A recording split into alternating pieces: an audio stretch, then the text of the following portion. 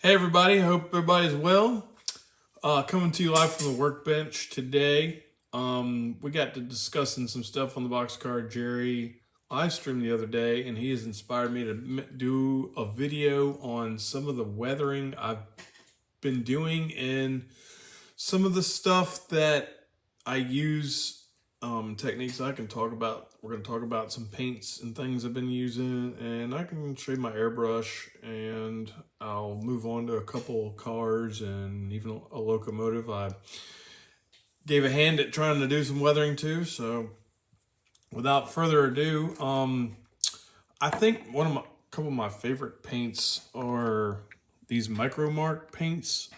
I picked them up on sale. They were running a pretty big sale on um, their website, and it was like free shipping and had a lot of buy so many at a discounted price. So I jumped at those. But these paints are really good in the fact that I have airbrush with them, and you don't have to thin them. They are the Air brand of the Micromark, but I've used this Boxcar Red and done a car with it, and the color's really good for painting your standard boxcar. If you want to repatch something or repaint something, I recommend this guy. But yeah, these are really good paints. So these are probably one of the favorite I've used. Next, I've got this Tamiya. I've used this Flat Earth. It's pretty good. I really like it. It airbrushes well. I've used it to do some weathering on something I'll show you here in a minute and see. Take a look at it. But the Tamiya is probably one of my favorite go-to paints as well, besides the Micromark. And I think this comes in a wide variety of stuff. I have a few of their different colors, but I need to pick up some more. And you can get it at most of your hobby shops. In my area, like Richmond area, we only have Hobby Town and Tiny Tim's, and Tiny Tim's don't really have any paint. So Hobby Town pretty much is where I get all my paint and stuff. It's better than, if you only need a couple colors, ordering on the internet and paying shipping it's kind of stupid. So price wise, but yeah, this to me is, I think, pretty good, widely available, and has a good selection of colors in my opinion. So another thing that I use a lot of, and have really gotten to like, is the Tamiya panel line wash stuff. I've actually done a couple cars. Again, I'll show you some stuff I've used it on here in a minute, just to do a whole wash with them. I've done the whole car in them. It's so not just the panels or the lines. I've done the whole car, and it comes out pretty well. Do a coat and then clear coat it, and then do another wash with it, and they look pretty good in my opinion. And it's easy, so it's pretty idiot proof. So I really like these panel washes as well. And then probably my least favorite, or I don't know, it's okay, but is the Vallejo. It's not bad, and again, you can find it at Hobby Lobby. Is again the place where I get this. It's okay. It brush paints really well. I will say I've used it a lot to do some stuff for buildings, and if you're doing some brush painting, the stuff brush paints pretty well. So the airbrush, and okay, I think to me is the king, and the that Micromark Air is easy. So I'd rather use those two airbrushing over this. So, but this is good for brush painting. I'll use it for that. And I've used this black gray. They say it's about the closest to the grimy black from I think it's Flowquill that made it, that you can get, but it's pretty good. I've used this for like washes and stuff. It's not bad. But again, probably my best go-to brush paint on stuff. I'll give a special mention to testers. I picked up this rust testers. They had it at Hobby Lobby too. This stuff's pretty decent. I've used it to do some rust stuff on a boxcar. I'll show you on the roof. I think I'm gonna use it for that, like doing some dry brushing and of rust. It's pretty good. I don't mind this stuff. It's pretty good. It's cheap. It's like $3 for a jar, and it's a good amount of paint. So special mention to testers. Now, as far as another medium I use is the Monroe Models weathering powders. They have these little sets that'll cover most of what you need. This is probably my favorite weathering powder. I have pan pastels as well, but I think I go to the Monroe bottle stuff a little more because they claim it has like additive that make it stick better, and I do find it does hang on a little better than the um, pan pastels. But I have kind of picked up some um, makeup sponges. Sorry, like these that you can get anywhere for like $1 for a pack of them. And the pan pastels apply, I'd say 100% better with the makeup sponges than a brush. This stuff goes on way better with a brush, but the only thing about the makeup sponges is it picks up a lot, so you apply a lot with the makeup sponge. So it just depends what you're trying to do.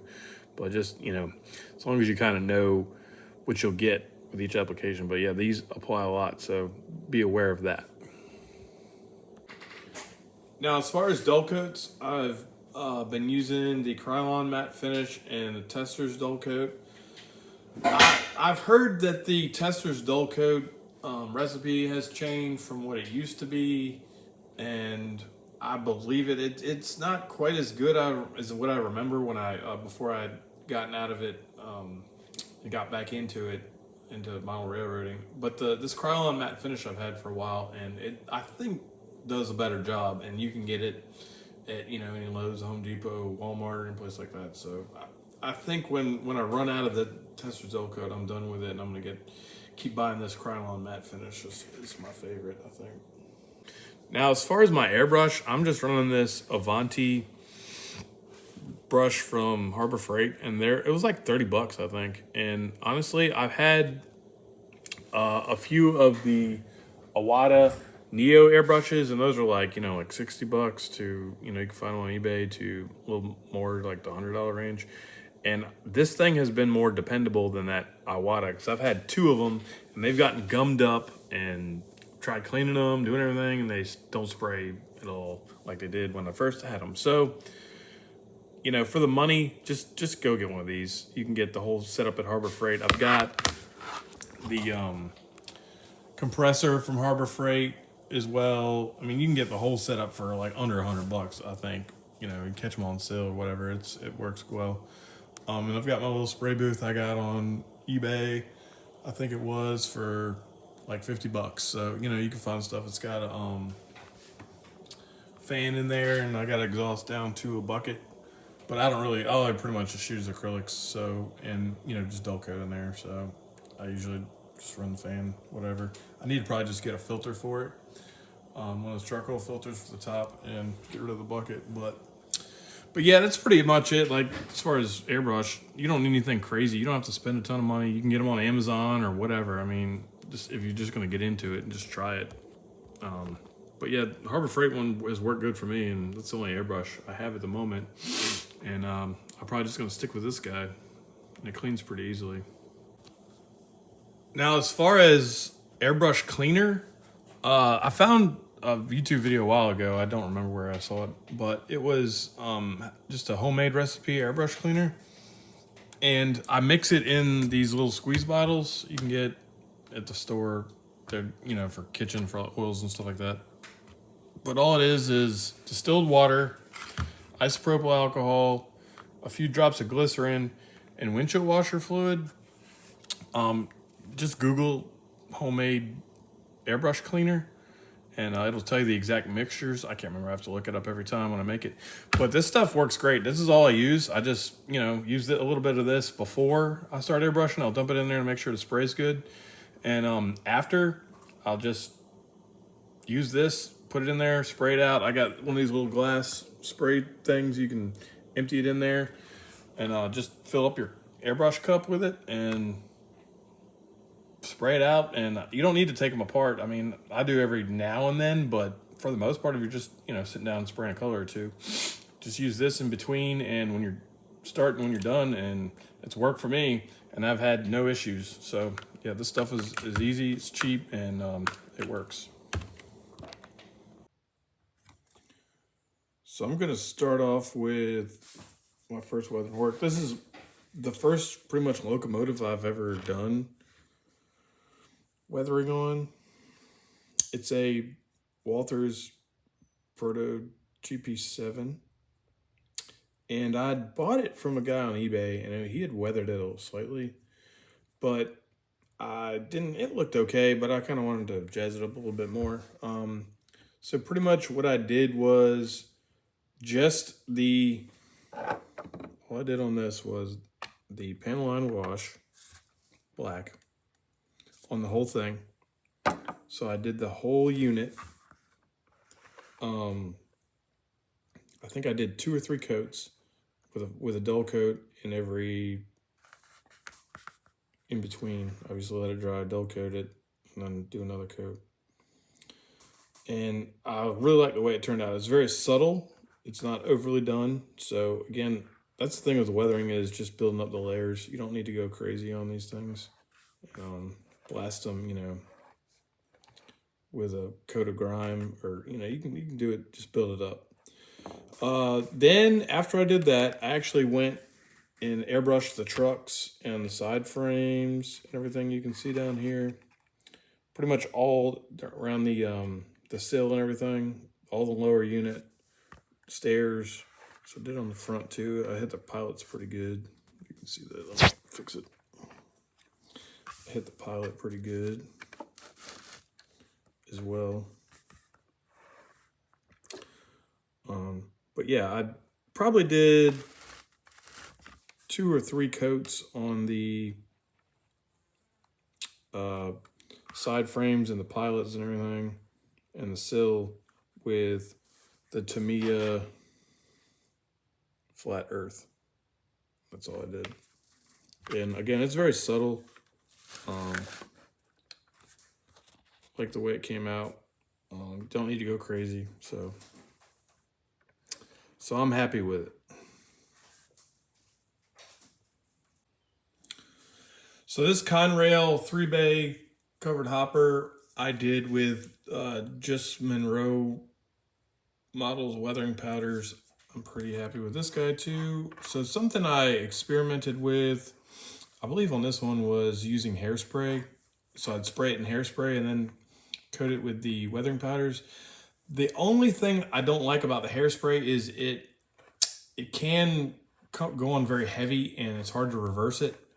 And it dries. Once it dries, it's pretty much on there. Versus if you just put your powder on and dull coat it after, you can, if you go on heavy before you dull coat, you can adjust it with, you can just rub it with your finger, or take a paper towel or something to it, or a cotton swab, and just take it off. But yeah, I think the effect on here is pretty good. But it's the weathering powders are a slightly more subtle effect. And the thing with weathering powders is you got to kind of go heavier than you want to go, because the dull coat really knocks down the effect you get once you finish with the powders. So meaning that when you put the powders on and you're like happy with it, like, oh, that looks good, and then you spray on the matte finish, it really dulls it down a lot. So just be aware of that. Okay, so for this Southern hopper, I used the Tamiya brown panel wash to do the whole car. And I like this. It's a lot more subtle. And the brown panel wash, I'll say, is good for light colored cars than a darker car. So you can kind of see the effect on here pretty good on this side with like the ribs and stuff. It gets down in the crevices and everything. So with this stuff, if you put too much on or you don't like the effect, you can just use the Tamiya thinner and take it off. It'll come off with the Tamiya thinner.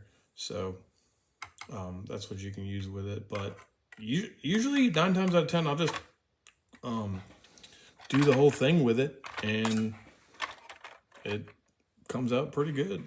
So do a coat or two, until you're happy with it. I'm gonna show you guys another one I did here in 1 second with the Tamiya liner. This Athearn Railbox is probably one of my favorite cars I've done with the Tamiya panel liner. I did it with the black, and it got a really good grime look on it. And as far as the roof, I just did weathering powders to get a slight rusty look on the roof.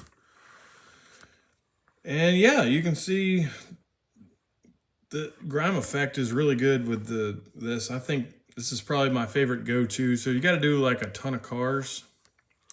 I recommend this if you want like a quick instant gratification kind of stuff. So yep, this is probably one of my favorite cars that I've done. So I'm gonna plug this book real quick. I've been reading and I picked up something I'm gonna show you my last car from this book. But it's got a lot of good information in there and a lot of stuff you can do even without an airbrush. It covers mostly like washes and using different type of paints and brush paints, powders. So again, stuff you can achieve without an airbrush. Yeah, it's a good book. I recommend it. It covers everything from rolling stock to structures to engines and everything, locomotives. So yeah, but I'll show you something that I picked up from this book in 1 second. All right, so this is an N&W box car, 40-foot box car I got, and I did mostly weathering powders with this dude. I think I'd used a little bit of panel line wash. And the big thing that I picked up from that book and I did on this guy was the roof. So one of the things with was prototypical in cars, especially from this era, which was like 40s, 50s, 60s, was that the depending on how old the car was, that the top would start, the paint would start peeling and it would show through to the metal. And so I just basically took some silver paint and went randomly and did some splotches on here, like showing that. And then I went back with some of that Testors rust and rusted it up, some of the spots that were the paint came off. So I think it came out pretty good. I really like the effect. And then I went over it with some black weathering powders to kind of dull it down so one wasn't so shiny, but looked like, the metal was a little older. So, but yeah, I really like the effect on this car, and I really like how this guy came out too. So I think that's going to do it for me. But if y'all have any questions about anything, please comment, or anything I use, or if I can clarify anything else, or ideas for another video, please put it down in the comments. I thank y'all for watching and have a good one.